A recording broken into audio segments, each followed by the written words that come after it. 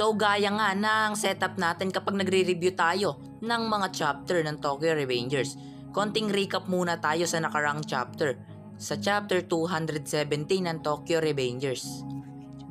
So sa chapter ngang ito ay nagkaroon nga ng seryosong pag-uusap si Draken at Takemichi, kung saan ay ang pinag-uusapan nga nila dito ay si Mikey. Sa pag-uusap nga nilang dalawa, ang dami nga nilang na-conclude about sa pinili ni Mikey Way o landas, at dito nga ay mas nagtibay nga yung goal nilang dalawa ni Takemichi at Draken na mailigtas at maibalik nila sa kanila si Mikey. At dito nga din sa chapter na ito ay dito nga din natin nalaman na meron nga si Takemiching bagong ability, which is yun nga yung nakikita niya ang hinaharap o mangyayari sa hinaharap. Kung matatandaan nyo mga lodi, yung unang vision ni Takemichi kay Kawaragi Senju na nakita niya nga doon na mamamatay si Akashi Senju, which is yun nga si Kawaragi Senju mga lodi. Yun nga yung unang vision ni Takemichi, which is hindi pa nga iyon malinaw kay Takemichi kung ano yun at ano yung nangyari sa kanya, bakit siya nagkaganon. Hindi pa nga yun malinaw kay Takemichi mga lodi. At dito nga ay naging malinaw kay Takemichi na may bago siyang ability nung nagka-vision nga ulit siya sa pangalawang pagkakataon dito sa chapter 217, kung saan ay pagdadampi pa nga lang ng daliri niya sa buton ng elevator ay nagka-vision siya na meron nga siyang color red stain sa damit niya na parang kakulay ng dugo. Vision pa lang yun mga lodi, vision pa lang. At the last page part nga ng chapter na ito ay natapunan nga si Takemichi ng tomato juice na kulay red, kasi tomato kulay red yun. At dito nga ay na-conclude ni Takemichi na meron siyang bagong ability, which is yun nga yung nakikita niya yung mangyayari sa hinaharap. Then kasabay nga nun ay dito na nga din nag to be continue ang chapter 217 ng Tokyo Revengers. So now mga lodi, let's proceed to the chapter 218 ng Tokyo Revengers na matagal nating hinintay. Let's go! So sa unang panel nga ng chapter na ito ay nakita nga natin dito na nakikipag-usap si Kawaragi Senju at Takeyomi Akashi sa isang mayamang negosyante, kung saan ay may-ari nga iyon ng isang kumpanya. Dito nga ay inaalok ng negosyanteng ito si Kawaragi Senju na makipag-alyansa sa kumpanya nila. At dito nga ay pumayag naman din si Kawaragi Senju sa alok ng negosyanteng ito sa kanila.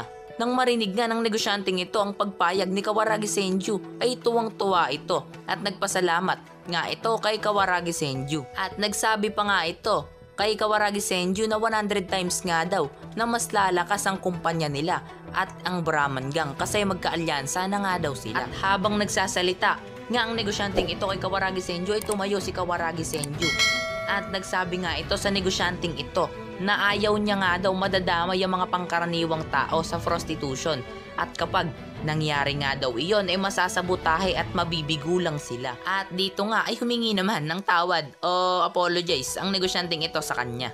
Dito nga ay napahawak sa ulo si Takeyomi Akashi dahil sa mga narinig niyang sinabi ni Kawaragi Senju sa negosyanteng iyon. At dito nga ay sinabihan ni Takeyomi Akashi si Kawaragi Senju na come on, customer nila yung kausap nila. Pagkatapos sabihin iyon ni Takeyomi Akashi kay Kawaragi Senju ay sumagot naman si Kawaragi Senju kay Takeyomi Akashi na oo, alam daw niya at hindi naman daw siya nag-e-expect ng magandang sistema pagdating sa negosyong pinasok nila. Pero ang ma-involve daw ang Brahman Gang sa isang basurang kagaya nun ay nababadtrip daw siya. At sumagot nga ulit si Takeyomi Akashi sa kanya at payo ata to sa kanya na ang pinagkaiba nga daw ng bata sa matanda mag-isip ay may kakayahan nga daw itong makapagdesisyon ng hindi pinapasayad ang emosyon o nakakaapekto ang emosyon kapag gumagawa ito ng desisyon. At yun nga daw ang katangian o ginagawa ni Mikey.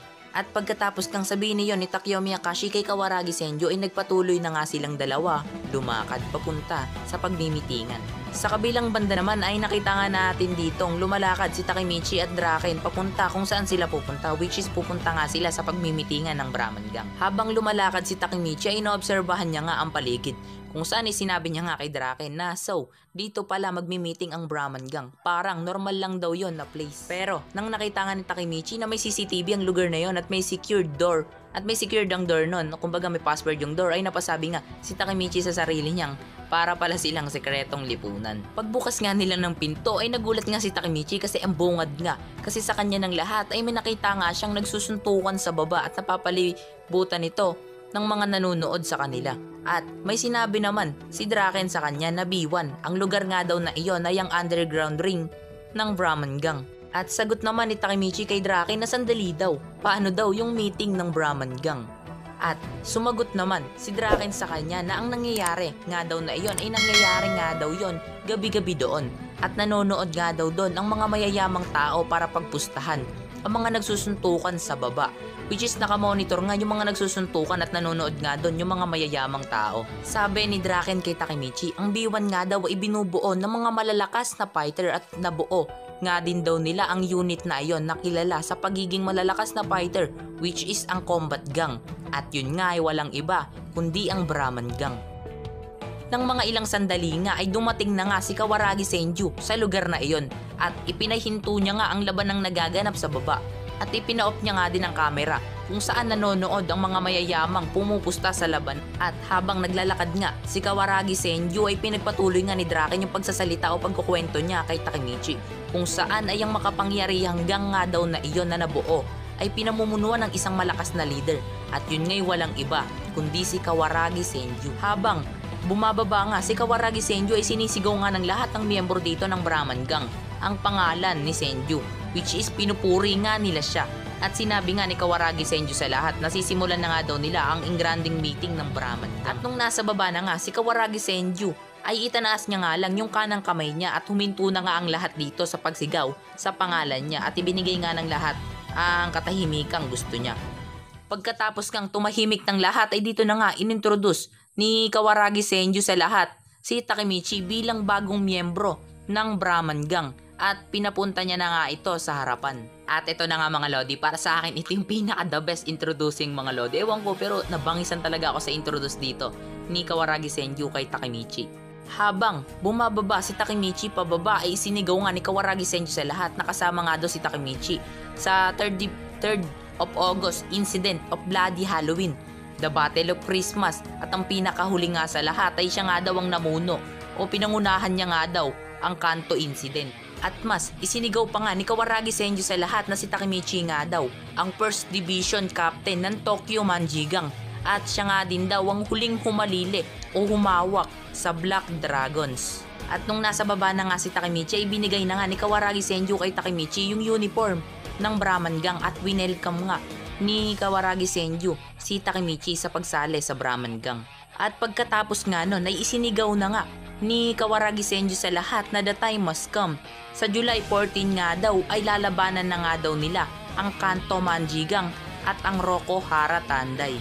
Pagkatapos ngang sabihin niyon ni Kawaragi Senju ay hinipe niya pa nga lalo ang lahat ng miyembro ng Brahman Gang. At sinabi niya nga sa mga ito na let's begin the battle of the three deities. At sumigaw nga ang lahat ng miyembro ng Brahman Gang kasi nahype nga sila ng sobra ni Kawaragi Senju.